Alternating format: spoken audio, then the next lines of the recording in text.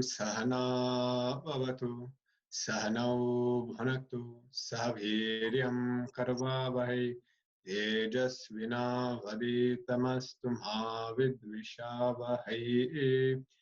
Om Shanti Shanti Shanti. Gurur Brahma Gurur Vishnu Guru Devo Maheshwara Gurureva Param Brahma Tasmai Shri Gurave Namaha. Samasta Jana Kalyane Niratam Karunamayam Namami Chinmayam Devam Sadgurum Brahma Vidvaram. Chantis 2 invocation verses. Vaktun Subodha Vedantam Pravritto Hyabudopyaham Kripaya Yasyatam Bhande Shri Ganesham Punah Punah Bhande Saraswatim Devim Sadgurum Me Mahamatim Sita Samheta Shri Ramam Yachantu Shubhadam Matim.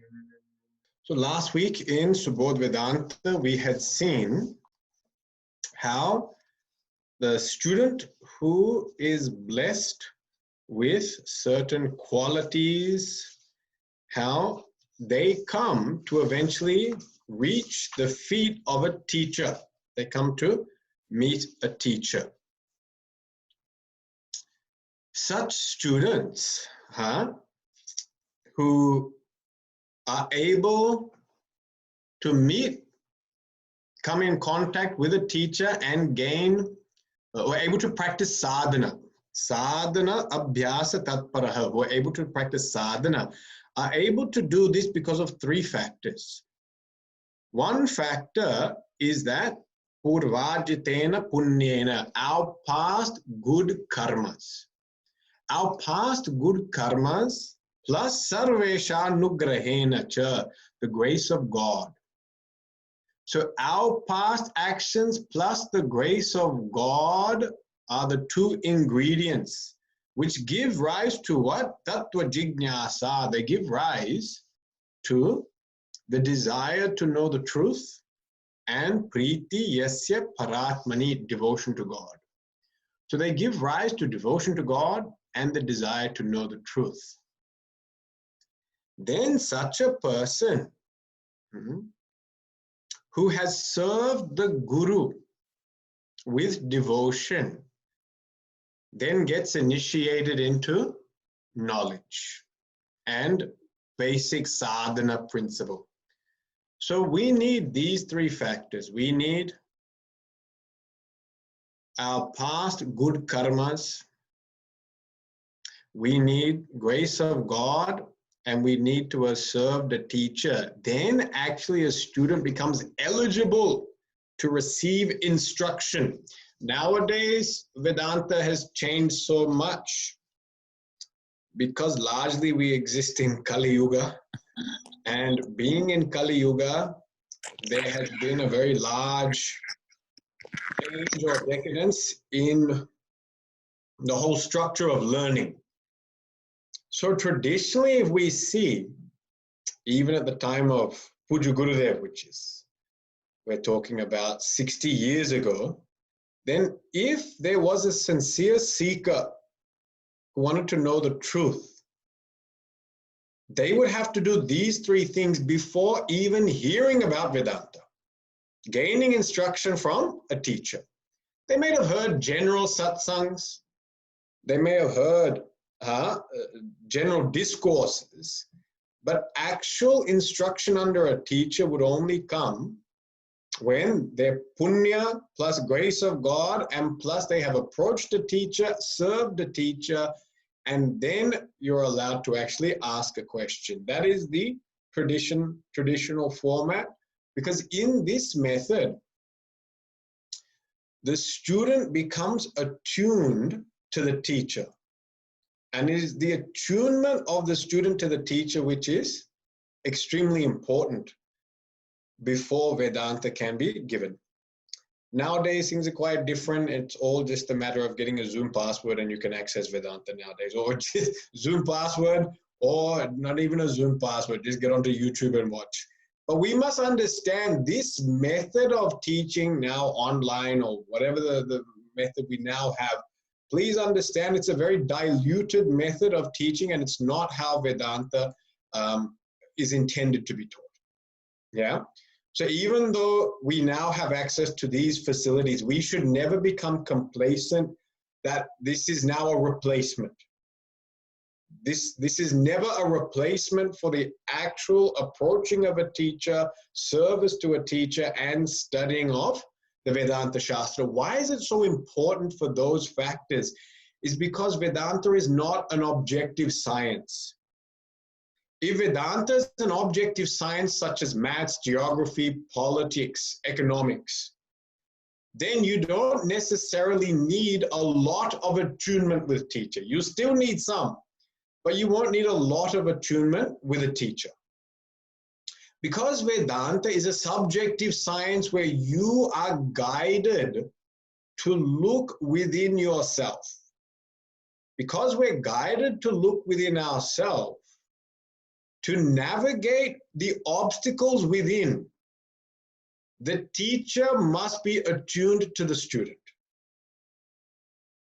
If the teacher is not attuned or exposed to the mind of the student, the teacher cannot help that student navigate their path within. That means the student may look within, see something there, and find it too hard to manage, too difficult to pursue, too confronting. And when there's no relationship or connection or method of service with that teacher, the teacher will not be able to help you specifically. Yeah. It's like, having a disease and never even coming in contact with a doctor. In order to get a proper diagnosis, a doctor will have to do even a physical examination. We now know, even now they've turned everything online, the health line or whatever it's called, where doctors now are reporting, or helping people out online. But this is never going to be a replacement. This should never become a replacement, a long-term replacement for proper healthcare, which means meeting the doctor face to face. In the same way, in this world of technology, where we are able to access satsang via internet, it should never become a replacement. It is merely a convenient option, and an option that will work at a time such as this crisis, pandemic. But in our mind as students, we should never consider this as a replacement for actually meeting a teacher and becoming attuned with a teacher. I have met various different seekers, and one of them that I met a long time, been with the mission. And as I met them on a regular basis, I noticed that they continually had the same question. Same question kept on coming up. And I noticed that as much as I even answered that question, there was a difficulty in absorbing that answer. Finally, it led to no change whatsoever in that person's behavior. And it took me some time to realize that this person actually only listens to satsang online. Rarely do they ever actually come in contact with the teacher, but they're very familiar with the amount of work and lectures that a teacher has given. So they've followed a particular teacher and they've listened to them extensively, but they've never really met that teacher or served that teacher. And so I noticed that there was a block in that person's psyche, that person was not able to progress in their sadhana, introspection, and spirituality, and was just getting caught in listening to more and more lectures that were available online or via MP3s. And finally, I told that person, the only way you're actually going to get out of this rut is that you have to go and meet this teacher. And this teacher lived in another country. And I said, that's the only way you're going to get out of this current situation where you are kind of caught in, a bit of a ditch here. And general satsang, every time you hear it online, after some time, like, I've heard that example, I've heard that point before. And even now for me, it's very interesting as a teacher to teach, but now online teaching is so interesting because you do lose so much personal engagement with the student. So you lose the capacity to really understand whether or not the student is digesting, understanding, whether your point is really hitting home. Yeah, because all I'm able to basically see is very small faces sitting behind webcams in largely poorly lit rooms, where I can't actually see anyone's expression of whether or not anything of this nature is having impact, or in what way is having impact. And so, you know, having seen it from the standpoint of a student and a teacher, it is very clear and evident that really face-to-face contact with a teacher and studying and learning at the feet of a teacher are absolutely essential. And that's why it says in the Shastra, Acharyasya mukhat shravanam, that shravanam should be done directly from the mouth of a teacher. So in this way, what allows us or gives us initiation into actual sadhana or guidance from a teacher is to have served that teacher, to come in contact with that teacher. Yeah. And this just becomes like, we should see it as the next step in our own evolution. It's not to sit there and say you are not privileged. It's not to sit there and say you're incapable or ineligible. What it means is, if you want to progress your spiritual sadhana, then eventually Guru Upasadanam, approaching a teacher, and Guru Seva become essential. Yeah, that our sadhana will not progress at a distance from our teacher or via a different online medium. You can certainly gain more information via these online mediums with the multitude of speakers out there and lectures that are available.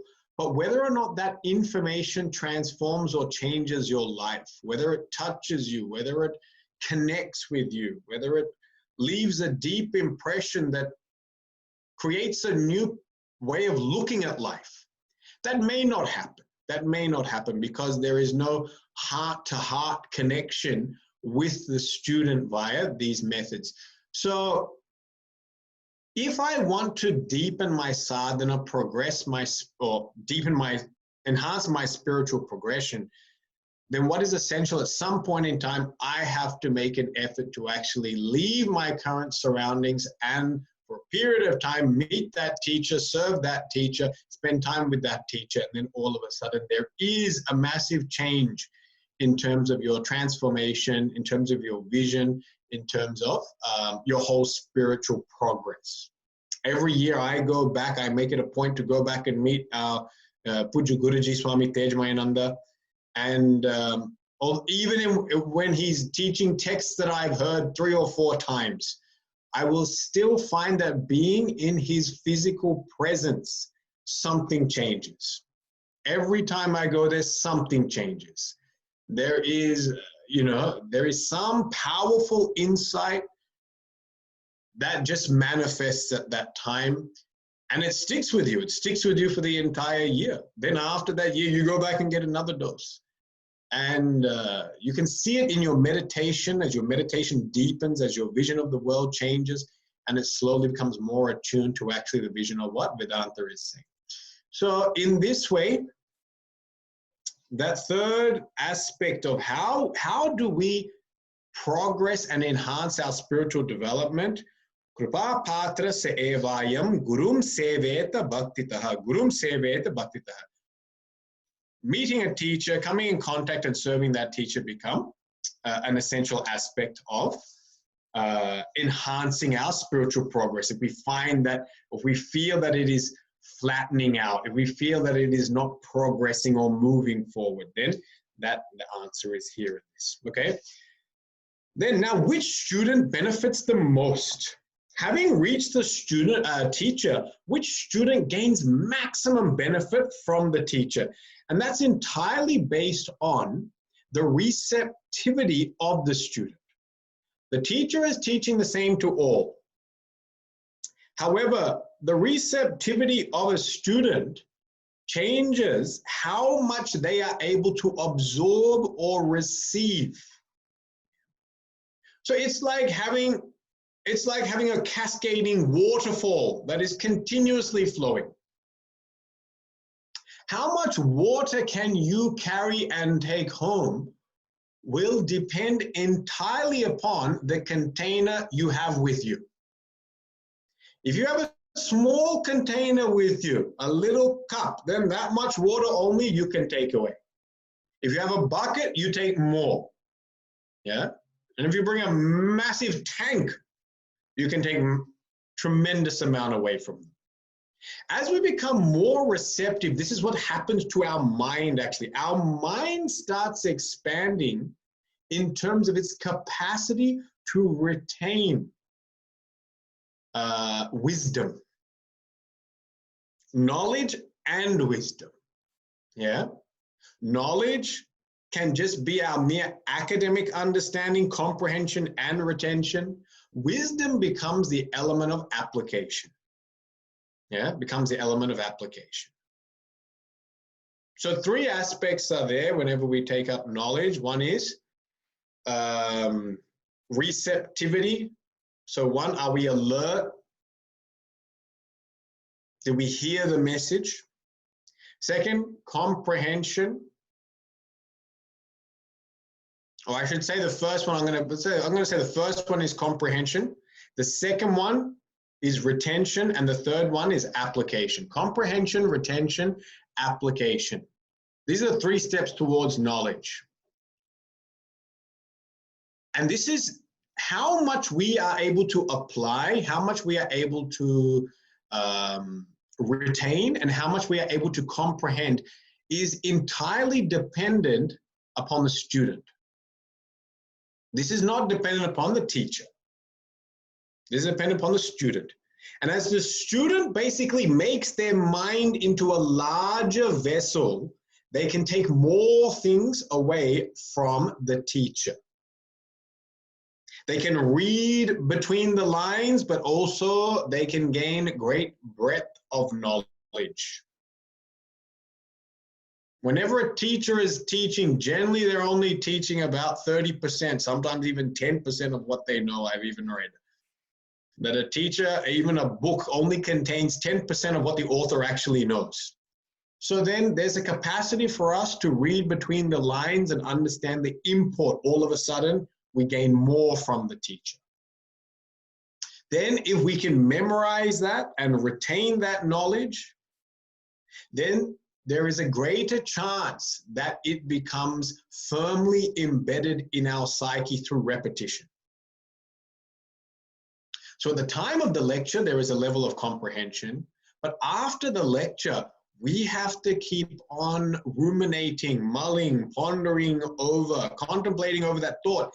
It now starts trickling into your subconscious. As you do that, it goes into your subconscious. And then as it goes into your subconscious, it eventually starts changing your perception. It's called your vision of life, your drishti. And that's exactly what Vedanta is trying to do. It's trying to change your vision of life. How do you see the world? That's what it's trying to change. Vedanta's purpose is not to make you the most productive, efficient, and effective person in life. They are byproducts. Vedanta's purpose is to change your vision, how you see this world. And so that will depend. Now, having come in contact with a teacher, it depends upon my receptivity. How large is my container?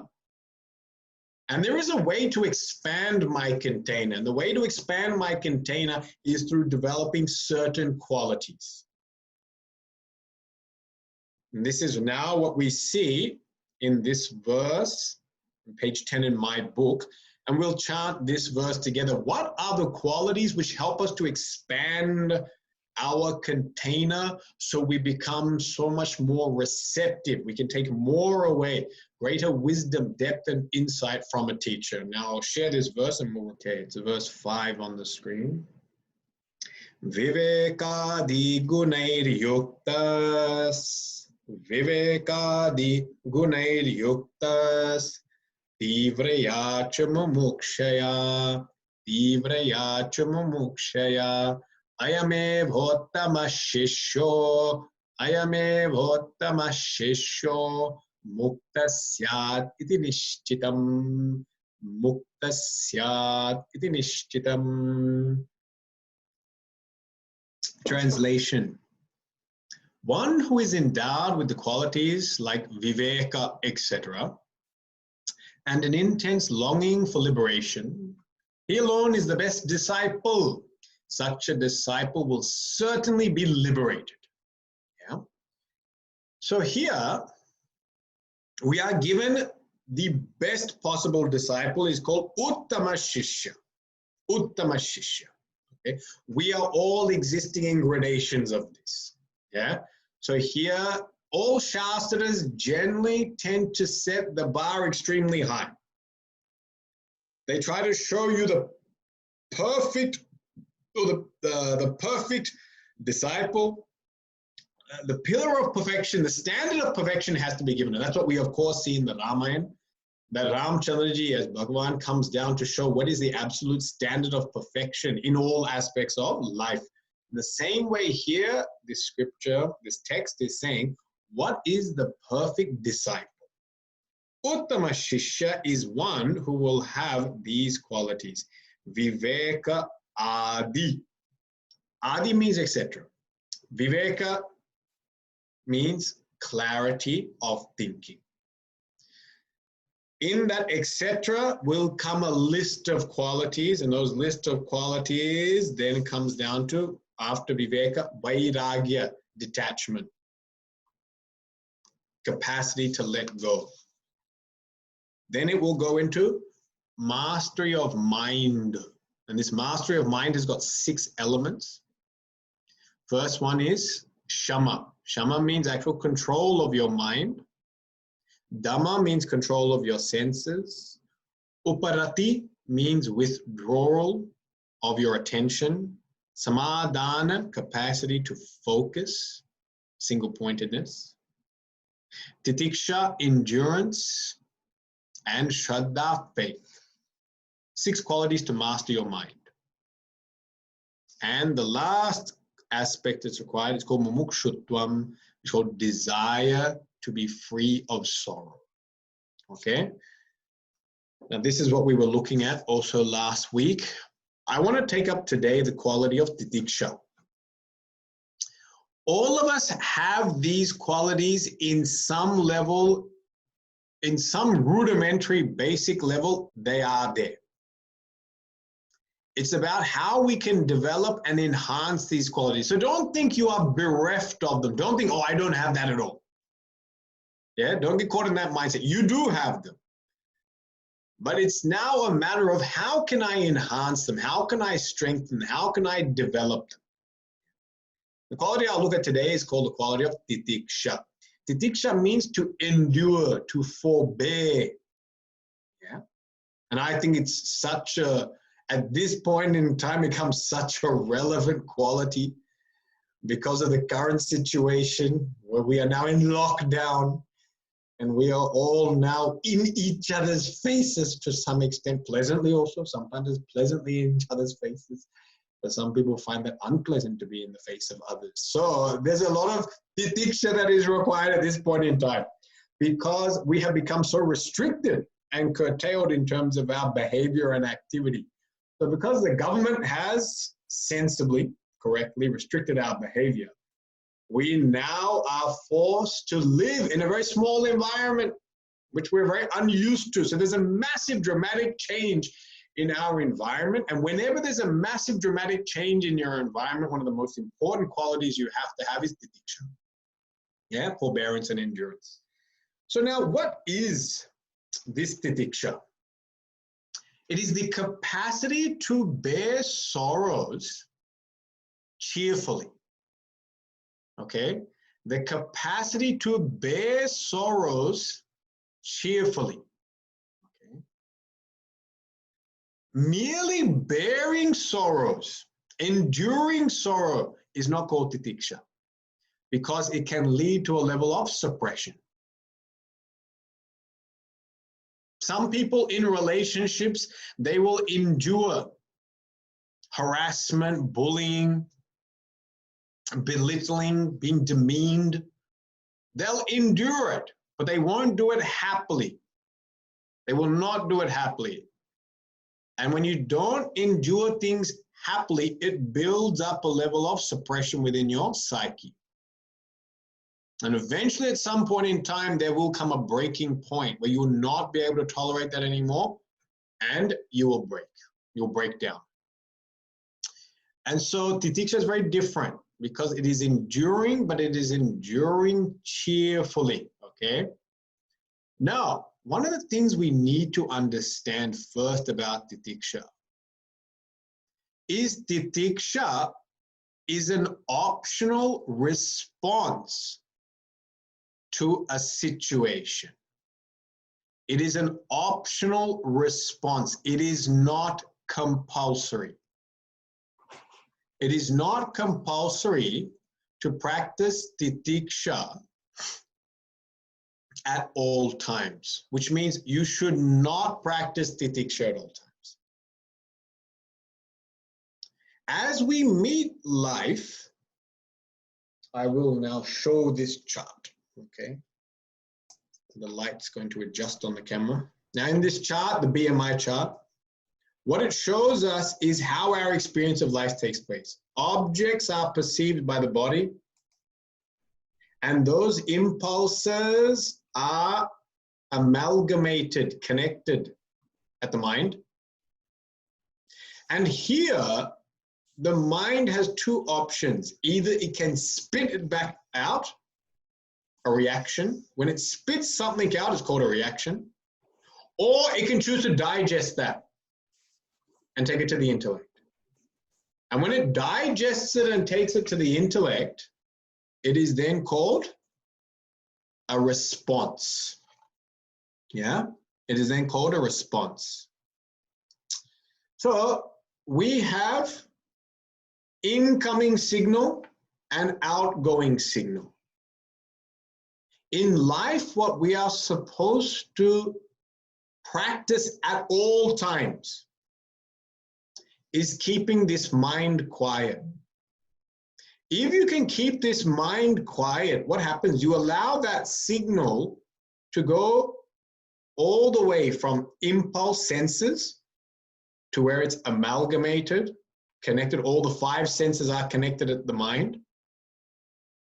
And you're allowing it to go towards your intellect. And it's at your intellect that you can decide, you can bring forth memory, you can bring forth knowledge, you can bring forth learned behavior, and you can then make a decision. You can choose.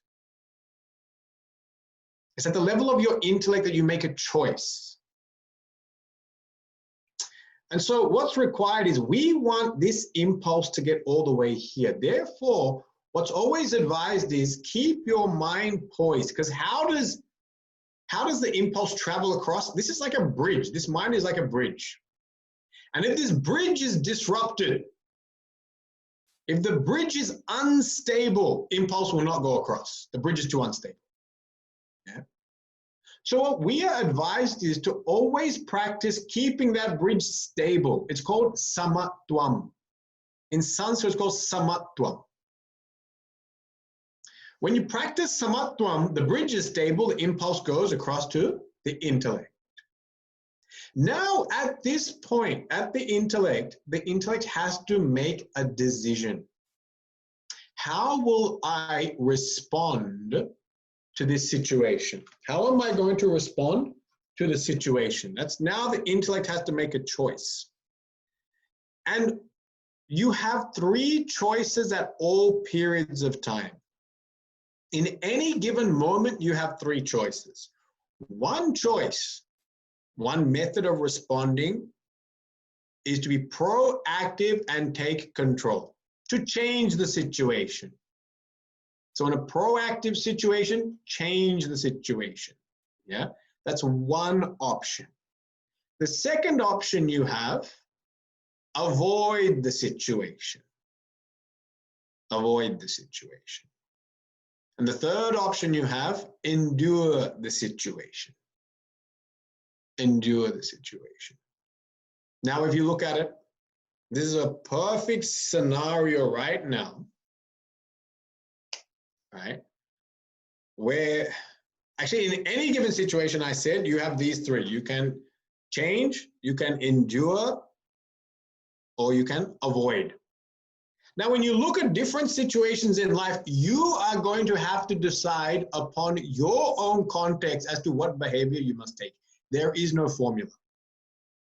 There is no formula that's going to tell you which one to endure, which one to avoid, and which one to change.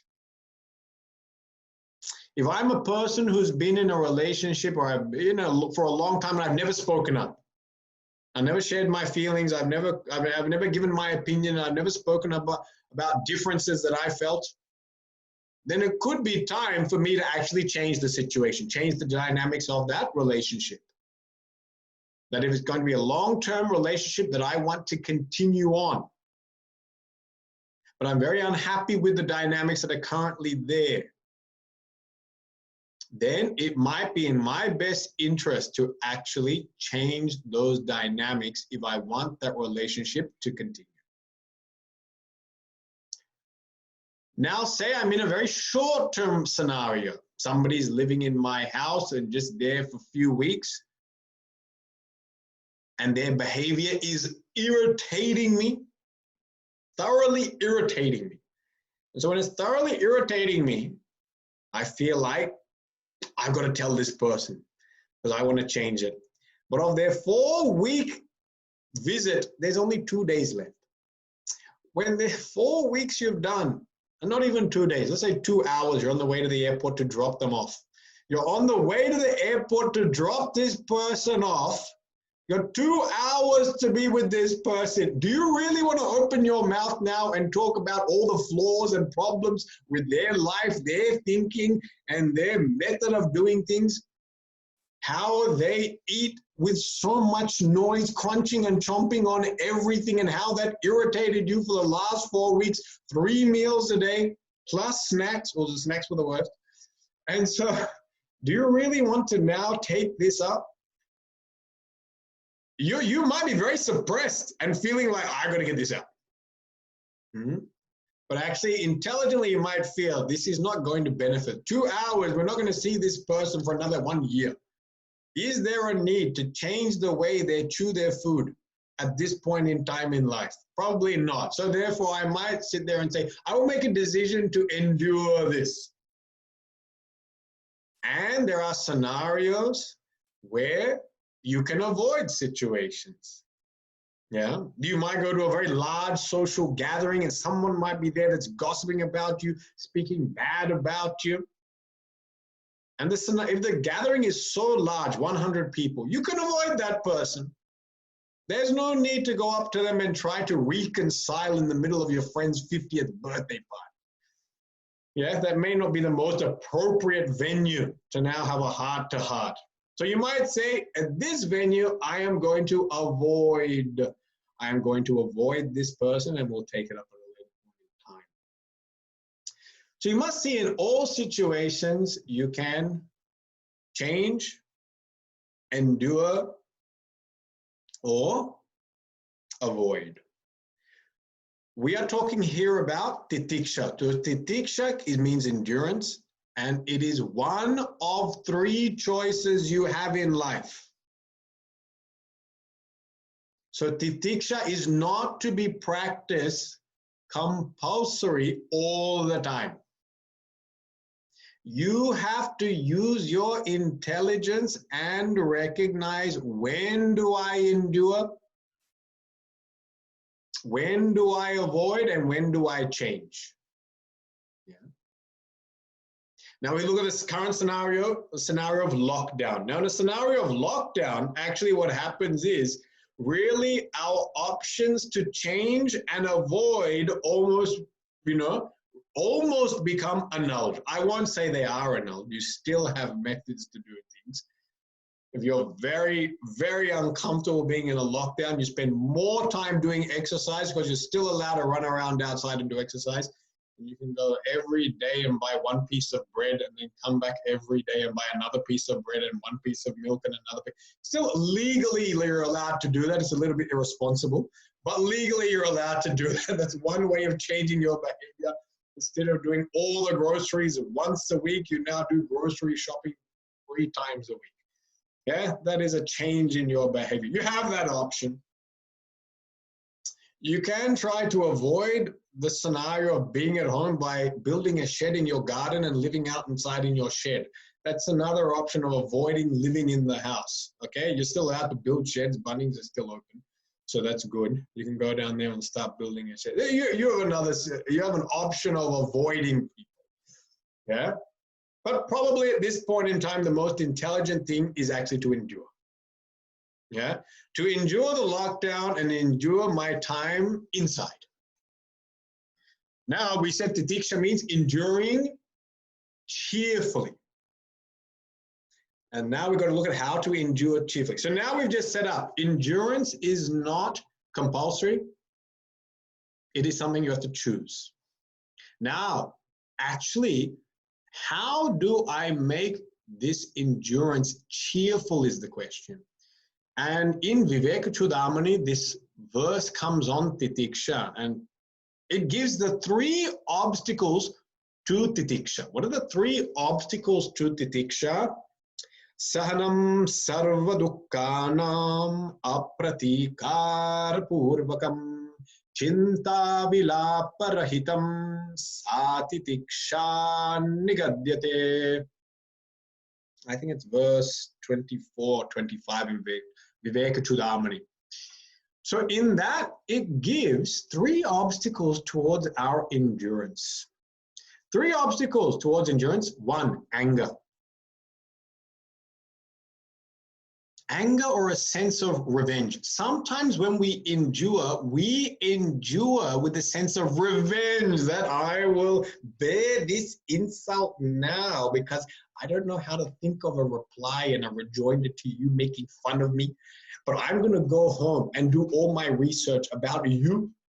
And next time we come into a social situation and you make fun of the dress I wear or my hairstyle, that's it. I've got a reply and it's waiting for you. So now I will grit my teeth.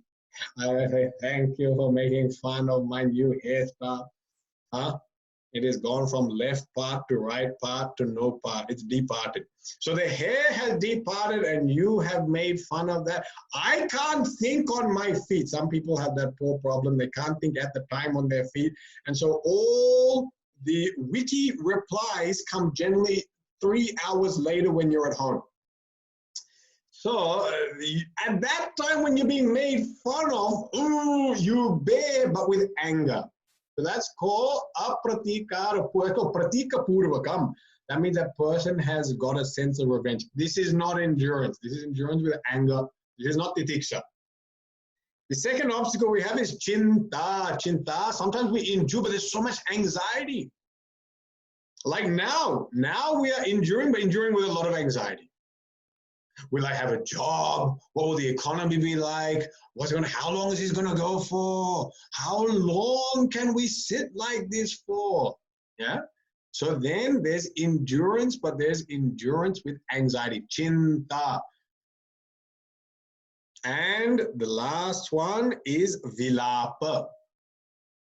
When people endure with a sense of self-pity. Why is this happening to me? Why do I keep on getting stuck in these type of relationships or scenarios? It seems everyone else has got a wonderful boss, but my bosses are always terrible. They're always abusing me and bullying me and making fun of me and always give me all the hard tasks. Everyone else's boss gives them easy tasks and flexible hours, but I always end up with some sort of Hitler-type personality as my boss. Oh, so unfair. So this is called vilapa. True titiksha has to be free of these 3 elements. A suppressed anger, anxiety, and pity. We have to be free of these three things. Now, how do we become free? Let's look at each one of them. Yeah. Let's look at anger. Apratikara purvakam. How do we become free of that suppressed anger that comes? And that's why it comes back to the first point. The first point was titiksha is not compulsory. Titiksha is a choice, and you have to remember that. That whenever you endure something, you have to tell yourself, I choose to endure.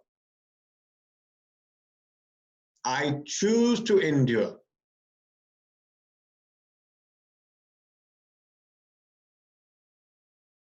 That's the most important element. I am choosing to endure this. The minute you bring in this element of choice, you bring in the element of will. This is your will. This is your choice, your decision. You bring in the element of self-control. I am in control of this situation because I am choosing. I'm choosing to be quiet. I'm choosing not to say anything. I'm choosing to allow this behavior to continue on. I'm going to do it, but I'm choosing that. Whenever you tell yourself that you're choosing it, all of a sudden your sense of control over the situation amplifies. And whenever people are in control of the situation, then their anger towards others reduces. Why? Because the ball is in my court. The reason we get a lot of anger with other people is because we feel very disempowered, and we feel we are victims and others are bullies. And others tend to get their way, and others always are in charge of me, and others control me. No one actually controls you. No one controls you at all. We have choice at every moment in our life. It's whether we are able to recognize that control. Like I said, in many long-term relationships, we fall into certain dynamics, certain patterns, where one person generally tends to be director and the other one tends to be directed. And obviously the one that is directed generally tends to be more agreeable, is more passive, and they can develop a lot of suppressed anger because they feel their situation doesn't have any control. They feel that I am always at the beck and call of my director. And a lot of people have misunderstood this as the relationship, the traditional relationship between husband and wife. A lot of people have misunderstood this principle as this is what Hinduism meant by the Pati Vrata relationship of husband and wife. And it's so misunderstood. Because what we see is a lot of people who have chosen, we have seen people who have not chosen, who have actually just not even decided. I would say they felt compelled to implicitly obey, whether they're husband or whether they're elders. So ladies went into houses, they went into their in-laws and they said, well, I have to follow them. I have to listen to my husband. Why? Because that's what the scriptures say. The scriptures never said that. The scriptures never said that a woman is to be without an opinion. The scriptures never said that a woman wasn't allowed to speak. In fact, if you look at our noblest pativratas, the ones that we idolize, they're ones that spoke. Sita is given as one. Draupadi is given as another. Great pativratas. But at all points in time, they were in control of their life. Look at Sita's exile. The exile was never even intended for Sita, and there was no compulsion for her to take up that exile. She was married into a palatial, rich, powerful family, given palatial luxuries and a very warm and loving family. Her husband then gets told that he has to go into exile. And the husband then chooses to go into exile. But at no point in time did anyone in that sabha, assembly, in that house, no one told her, no one raised an eyebrow and said, Sita, what are you doing here? How come you're not out there? No one said a single word. In fact, everyone went the opposite. Everyone said, Sita, you stay here. Don't go out there. Sita proactively chose the life of exile against everyone else's wishes, against the wishes of her in-laws, against the wishes of the guru, against the wishes of her own husband. She chose to speak up at that time. And she spoke up to Sri Ram and said, actually, I will feel that I am fulfilling my duties by being your support, by being the support of my spouse. This is what I choose now as my first and foremost duty. She chose that. She made a highly intelligent decision, which was free of being emotionally overwhelmed. Sita was never emotionally overwhelmed. She was not compelled by guilt. She was not bullied or harassed into that decision. She was supported in every way to not take up exile. She chose a life of exile. She had that choice. And that's why it's so important that we have to now become more self-aware that there are always relationships that exist. Everyone is in a relationship where we are being directed by someone. Whether it is a son to the parent, whether it is a daughter to the parent, or a daughter feeling compelled towards a wife, towards a husband. Nowadays, actually, we feel compelled towards our children. Our children have become our masters. Or whether you eventually become a full-time shishya and you feel compelled by your guru. There is no one that is free of this relationship of director and directed. It's called the mentor relationship. And we all need one. We are not even capable of existing and making healthy decisions without a mentor. So we need this relationship. However, a person should never feel that they are trapped in that relationship and that the dynamics are such that I am not allowed to have a voice, I am not allowed to express my opinion. If you feel trapped in such a situation, it's because you fail to see your choices. It's because you fail to see how you can control the situation. And it's in that failure to see your own control that all of a sudden anger starts developing. Because you're conflicted between giving up the relationship, which you don't want to do, or being controlled in the relationship. And so between giving up the relationship and being controlled, when you're very scared to give up the relationship, you'll opt for being controlled. And when you opt for being controlled, if it's not your choice, you will feel anger. You'll develop a lot of anger. And this anger is because we are not thinking intelligently. If we think intelligently and recognize that I have choice, I have a choice to remain with the current dynamics of this relationship, I have a choice to change the dynamics of the relationship. And changing the dynamic of a relationship doesn't mean you're going to end the relationship. It's very different. Yeah, it's very different. I often encourage youth that they have to change the relationship they have with their parents. Because our Shastra says actually by the age of 16, a parent is supposed to treat their child like friend, mitravat acharet. But that has largely, we didn't even know how to do that.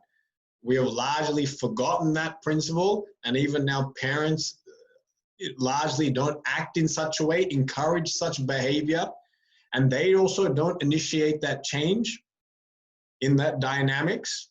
And so the child always remains a child while it sits in front of you. And when you have a 28-year-old son that's sitting in your house without a job and not moving to the next stage in life and being a bit more ambitious, you get frustrated. And you know why? Because you've treated them like a child. So when you look at them, all you look at is a child. And when they see you gazing upon them as a child, they also behave like a child. So we've kind of enabled inappropriate behavior. So I encourage them, change the dynamics in your relationship. Of course, that means I have to talk up. I have to find out what I want. I have to think, yeah? But that choice is always there. And recognizing choice is always there in all situations helps you to let go of a lot of anger, the anger of being apparently controlled and directed by others. Yeah, it's an apparent control. It's because I am lacking my own will. I am lacking my own thought. I am lacking clarity on what I want. What do I want in this relationship? Yeah. So how do we overcome that anger? I say one way is recognize titiksha is a choice. And always remember, I'm choosing to endure this. I'm choosing to remain in this relationship. I'm choosing to maintain this dynamic. I choose it. That's one way. The second thing is to overcome anger is anytime you go through a period of cheerful endurance, you build up your own capacity. You develop certain capacities. Certain inner strengths are developed as you go through periods, long periods and extended periods of enduring things. The main quality we develop is that of patience. Yeah. So when we practice endurance for a long period of time, we do develop the quality of patience. And patience is a vital aspect towards long-term success. Any long-term success requires patience.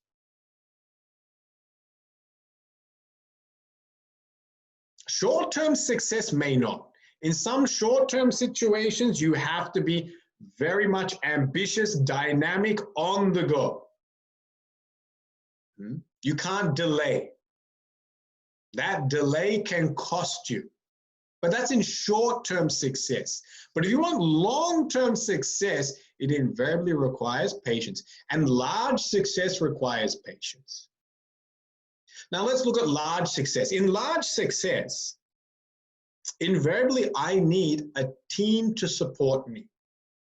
No one can achieve large success as an individual. You always need a team. And one of the elements of great team success is the team should be harmonized, synchronized. They should work and think as one entity, not as individuals. If a team thinks as individuals, you don't have a team. You have a group of individuals. But when a team thinks, when those group of individuals think as one whole unit, you have now got a very powerful force with you. Look at our body. Our body is made up of individual cells, and each cell is actually different. We have blood cells, bone cells, muscle cells, all different types, brain cells, all different types of cells are there, but they all work together as one collective team. And because they work together synchronized, they can achieve something great. All those individual cells come to compose and constitute man, the human being who becomes the crown of creation. And I'll explain why. But now just getting back to the point of titiksha, whenever I want large success, I need a team. And in order for a team to be effective, they need to Bond, harmonize, synchronize. This period of harmonization, synchronization, in this period you have to be very patient. You cannot force bonding with people. You cannot force rapport with people. Rapport has to be very organic. Rapport requires patience. It requires you to understand people, to see their lives, to see their world from their eyes, to see the world from their eyes. And that's why a good leader is one which have a high level of empathy, must have a very high level of empathy, must know how does each one of my team members see the world. I might have 5 people in my staff. One of them is a young chap, highly ambitious, wants to get double promotion and eventually take my job and go beyond.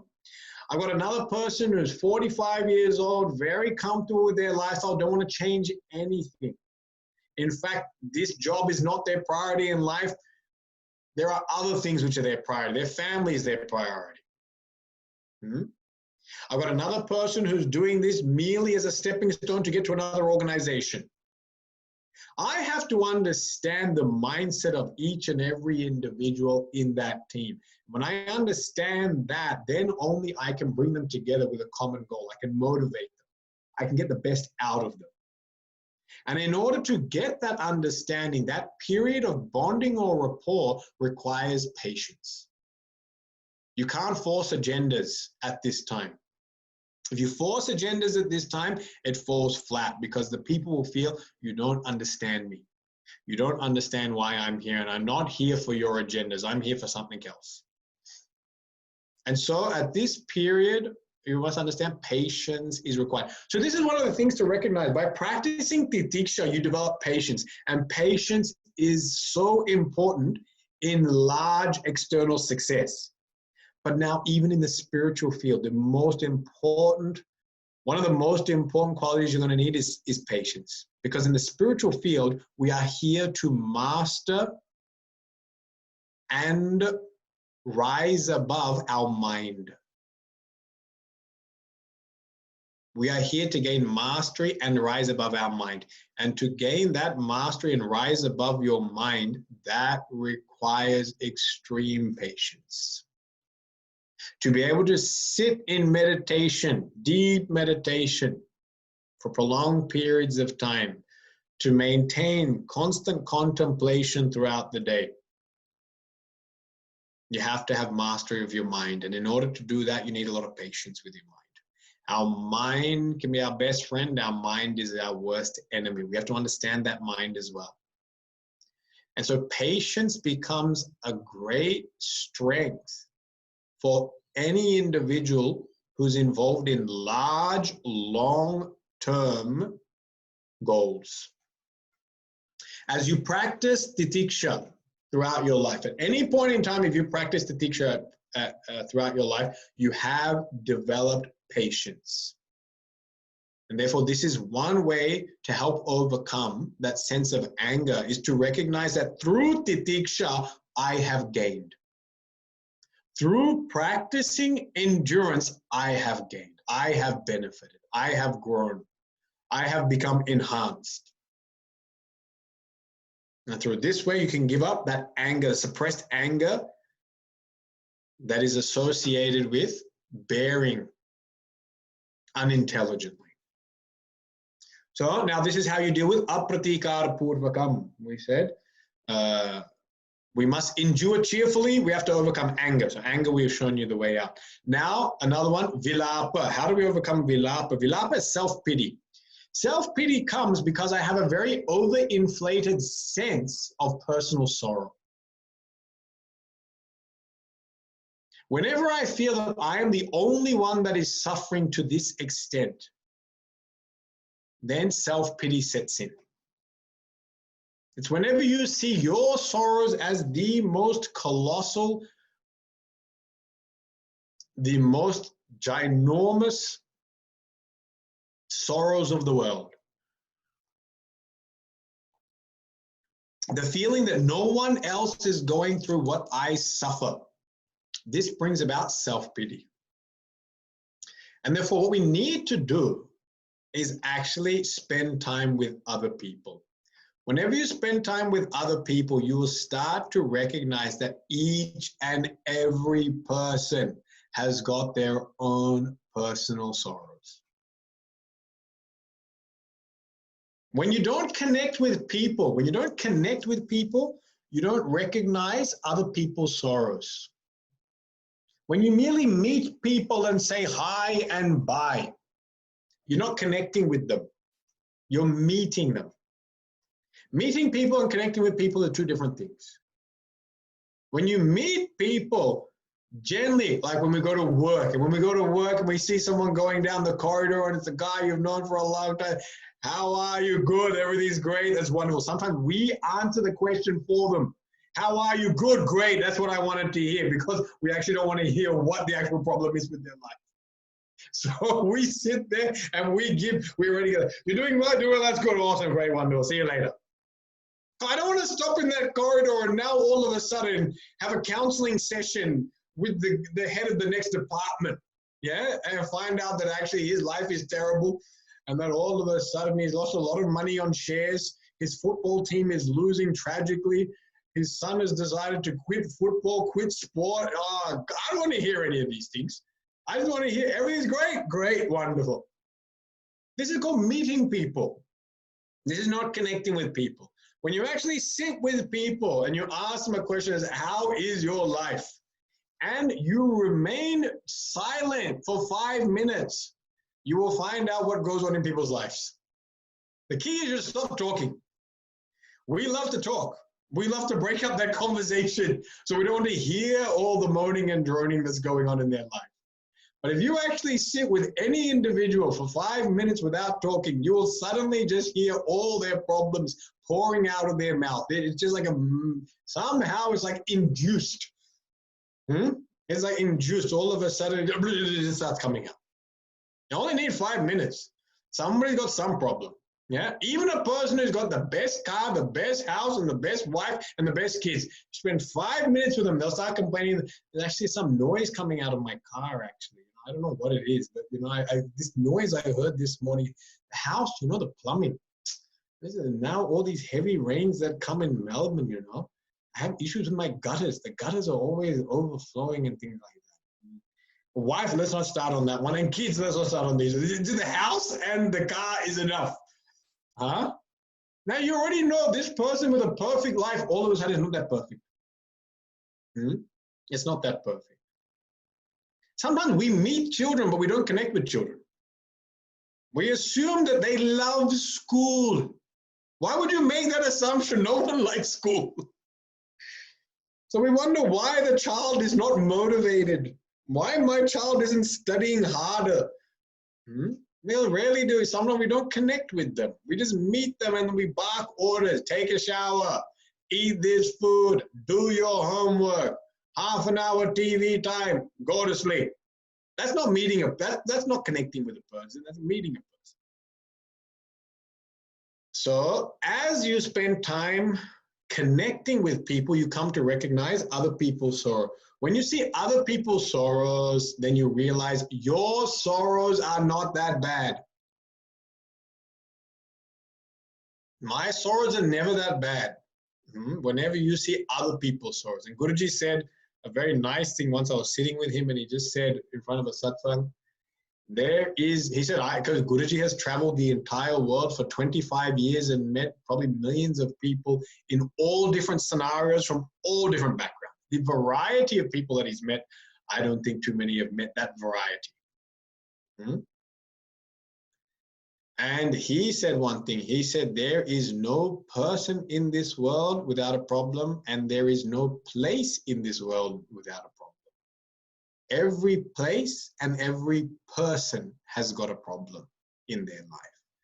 And when he said that, all of a sudden my problems just shrunk. I didn't really have any problems in the first place, but it was just a profound statement of wisdom that everyone is suffering in some way. Therefore, why grumble about my suffering? Because everyone has got something to grumble about. Sometimes we sit there and we think that I am the one in the house doing all the work and everyone is living this holiday. Everyone else has got their clothes washed, folded, and ironed, but I'm the one doing all that work. And everyone in the house feels that they're the one who is carrying that house. The father feels, I have the burden of finances. I have to look into insurance and insurance on top of insurance, because nowadays you have to insure your insurance. There's too many things to insure. So the father feels, oh, the burden of all the finances fall on me. Yeah. The mother will always feel, I'm running this whole house. He sits around, I don't know what this chap does. Yeah. But I'm the one who does things. I cook the food. Without me, the place would never work. And sometimes I wonder what the children are thinking about. I think maybe the children are thinking, I have the burden of entertaining these two morbidly depressed personalities in my house, because they never seem to be smiling the whole time. They're always grumbling. And therefore, I think my job is continually to dance and sing and smile. And I have to constantly put on this cabaret show to entertain all the people in the house. Maybe that's the burden that the children feel. I don't know. We need to ask the children what burden they feel. But everyone has got some burden. Of course, children have the burden of homework. My parents are always screaming at me to do homework, homework, homework. Everyone's got a problem. Yeah. So when we recognize that, all of a sudden, vilapa, self-pity goes. So now we remove self-pity, we removed anger. And the last one is anxiety. How can we endure without anxiety? But this is a big topic, actually. Because it's a big topic and we have 6 minutes to go, I choose right now. I'm exercising my choice right now to postpone this to the next class.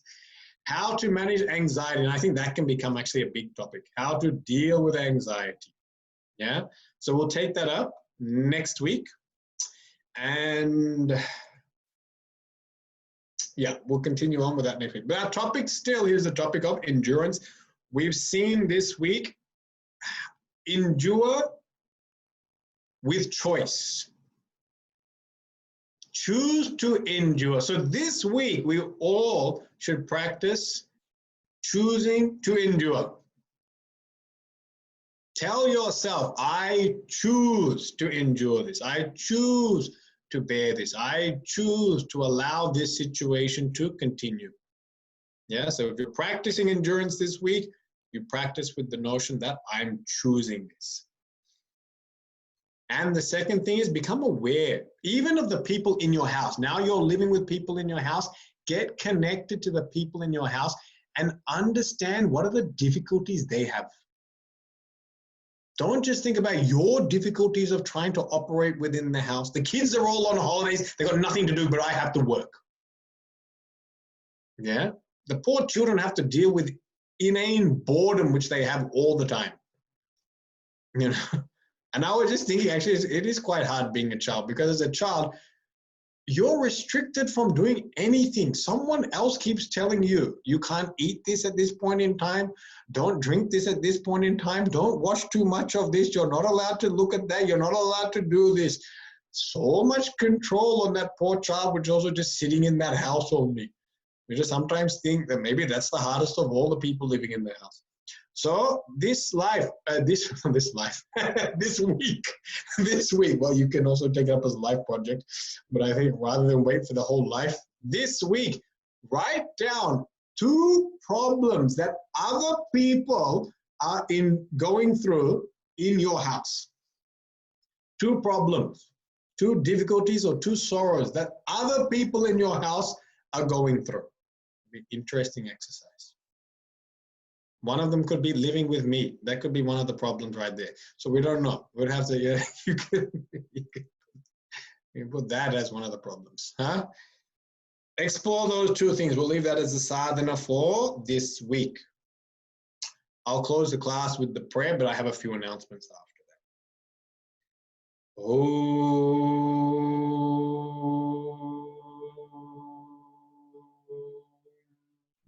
Purnamada Purnamidam Purnat Purnamudachyate Purnasya Purnamidasya Purnamadaya Purnameva Vashishyate. Om Shanti Shanti.